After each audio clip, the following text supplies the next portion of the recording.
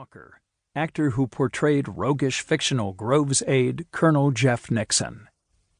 Hal B. Wallace, very successful producer, now with Paramount. Frank Spig Weed, screenwriter, famous for military flying exploits. H.T. Wenzel, physicist picked by Groves to replace Tompkins as tech advisor. A brief chronology. April 1945 through October 1945. April 12th, President Roosevelt dies. April 25th, President Truman is finally told about the bomb project. May 7th, Germany surrenders to the Allies. Early July, plans set for use of bomb. Szilard petition protests this. July 16th, successful test of the first atomic bomb at the Trinity site. July 26th, Potsdam Declaration calls for unconditional surrender of Japan. Truman gets Stalin's agreement to attack Japan by mid-August. August 6th, Hiroshima devastated with little boy bomb. August 8th, the Soviet Union declares war on Japan. August 9th, Nagasaki attacked with Fat Man bomb. August 14th, Japanese Emperor announces surrender. September 2nd, Japan formally surrenders as the U.S. occupation begins. September-October, thousands of Manhattan Project scientists form associations and call for international control of atomic energy. October 25th, Dr. Edward Tompkins from Oak Ridge writes his former student Donna Reed in Santa Monica. Preface.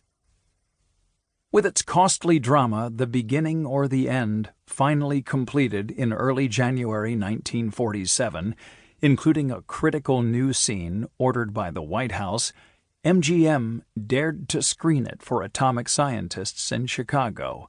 Legendary studio chief Louis B. Mayer had once called it the most important movie he would ever make. Now, after dozens of revisions and deletions ordered by President Harry S. Truman and the military, how would it fare with some of the men who helped create the revolutionary weapon that had been deployed against 2 Japanese cities 17 months earlier? Leo Szilard, who played a key role in developing the bomb and then tried to impede President Truman from using it, attended the preview in the city's Loop with nuclear chemist Harrison Brown, a veteran of the Manhattan Project's top-secret site at Oak Ridge, Tennessee. During the screening, scientists around them erupted in laughter at the broad Italian accent of the actor playing Enrico Fermi, whose atomic chain reaction in Chicago paved the way for creating the new weapon. They chuckled at miscast Hume Cronin's valiant attempts to mimic J. Robert Oppenheimer, the now famous scientific director at Los Alamos. Then they turned sullen as the pro-bomb message of the film became clear, with General Leslie R. Groves, overall director of the Manhattan Project, played by Brian Dunleavy, portrayed as a dashing hero. The scientists had no clue that the movie studio had secretly granted Groves script approval, which he had fully exercised, and then some.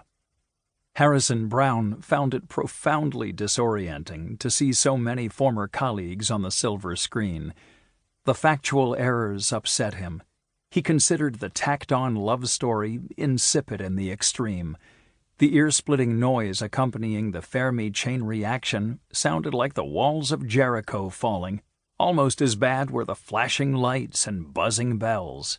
He was particularly outraged by repeated references to leaflets being showered over Hiroshima, warning of an imminent atomic attack.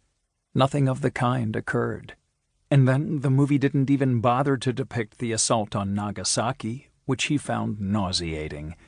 To top it off, the fanciful ending seemed both silly and overly optimistic about a nuclearized future.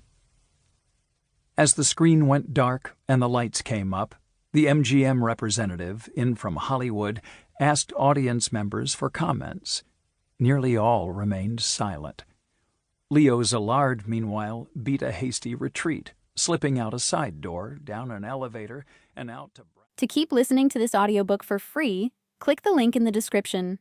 It will take you to a free Audible trial where you can listen to this and many other books for free for 30 days.